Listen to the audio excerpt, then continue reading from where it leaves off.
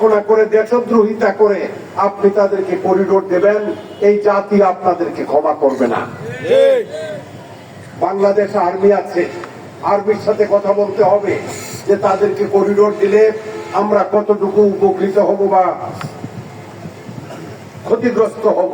কোন রকম আলাপ আলোচনা না করে আপনি উপদেষ্টা পরিষদে বসে সিদ্ধান্ত নিয়েছেন যে তাদেরকে করিডোর দেওয়ার ব্যাপারে নীতিগত আমরা সিদ্ধান্ত নিলাম। এই জাতীয় কিছু ভুল সিদ্ধান্ত এবং ভুল অপ্রয়োজনীয় কার্যক্রম এই অন্তর্বর্তীকালীন সরকার করছে। এই অন্তর্বর্তীকালীন সরকারের এই জাতীয় কর্মকাণ্ড করার কোনো এখতিয়ার নাই। আপনারা যদি জনাব ইউনূস সাহেব, আপনার যদি শখ থাকে আপনি দেশ পরিচালনা করবেন, গদিতে বসে থাকতে চান, তাহলে আপনি একটা দল করেন, আপনি একটা দলের নেতৃত্ব দেন, নেতৃত্ব দিয়ে আপনি নির্বাচনে আছেন। নির্বাচনে আসলে সাধারণ মানুষ যদি আপনাকে ভোট দেয়, আপনার দলকে সমর্থন করে, আপনাকে সমর্থন করে আপনি ক্ষমতায় থাকেন, দেশের মানুষের তো কোনো আপত্তি নাই। আপত্তি আছে? আপত্তি নাই। আর কিছু পোলাপান যেগুলোর আপনার ঠাঁই ঠিকানা নাই, এরা আপনার আন্দোলন করবে। আগে যেই ছাত্র আন্দোলন ছিল, দেশের লাখো লাখো জনতা শেখ হাসিনা স্বৈর শাসনের বিরুদ্ধে রাস্তাঘাট সমস্ত জায়গা তারা ব্লক করে নিজেরা আত্মাহুতি দিয়েছে। আজকে কি এরকম কোন আন্দোলন হচ্ছে? 10, 20, 50 জন, 100 জন, 200 জন।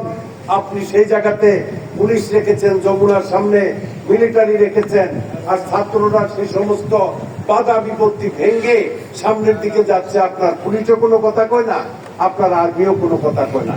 তার মানে পোলাপান যে আপনি উস্কানি দিয়ে দিচ্ছেন, বুঝছেন না কথাটা? আপনি উস্কানি দিয়া পোলাপান দিয়ে আন্দোলন করাচ্ছেন।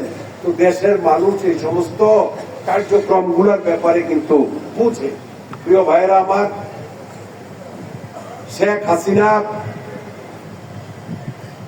শুধু শেখ হাসিনাই এই দেশের স্বৈরশাসক ছিল না, তার পিতাও একজন স্বৈরশাসক ছিলেন।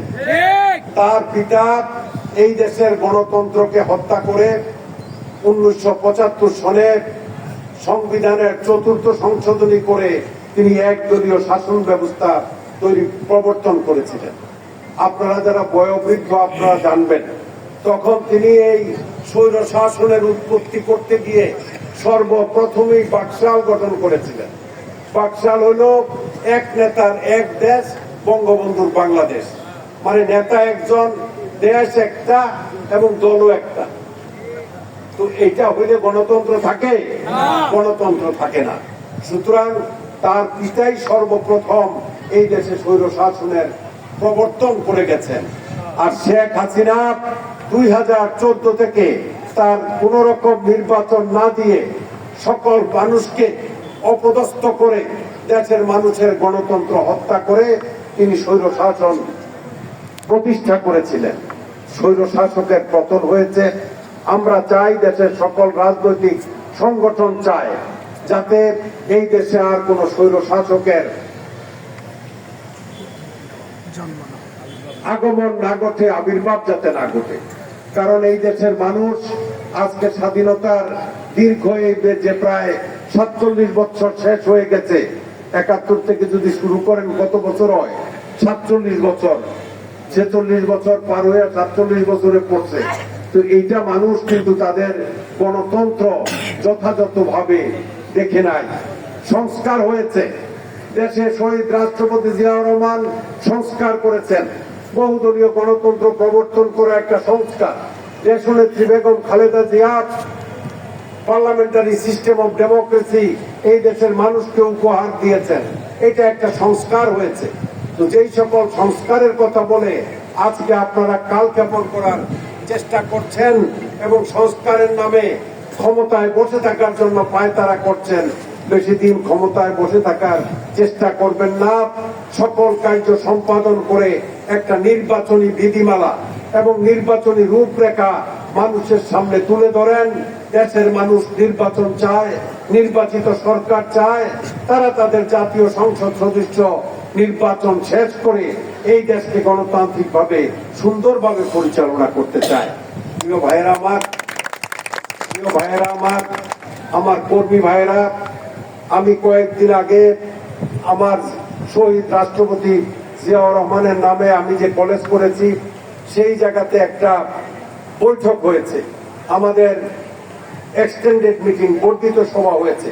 সেই বর্ধিত সভায় আমি বিভিন্ন ইউনিয়নে আমার মূল দল, ছাত্র দল, যুব দল, স্বেচ্ছাসেবক দল সহ কৃষক দল এবং অন্যান্য দল গঠন করার জন্য আমি টিম করে দিয়েছি। যেমন প্রিন্সিপাল আবুল কাসেমকে দায়িত্ব দিয়েছি তার পার্শ্ববর্তী ইউনিয়ন কেরুন খালের কমিটিগুলা গঠন করার জন্য। এই মাদাইয়া ইউনিয়নের দায়িত্ব দিয়েছি সাবেক চেয়ারম্যানকে।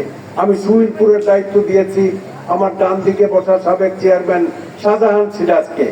এ কে এম শামসুল হক সাহেবকে গল্লাই এবং দল্লাই নবাবপুর গঠন করার জন্য দায়িত্ব দিয়েছি। মানে এক ইউনিয়নের নেতাকে আরেক ইউনিয়ন গঠন করার জন্য দায়িত্ব দিয়েছি। এবং কি কারণে দিয়েছি যে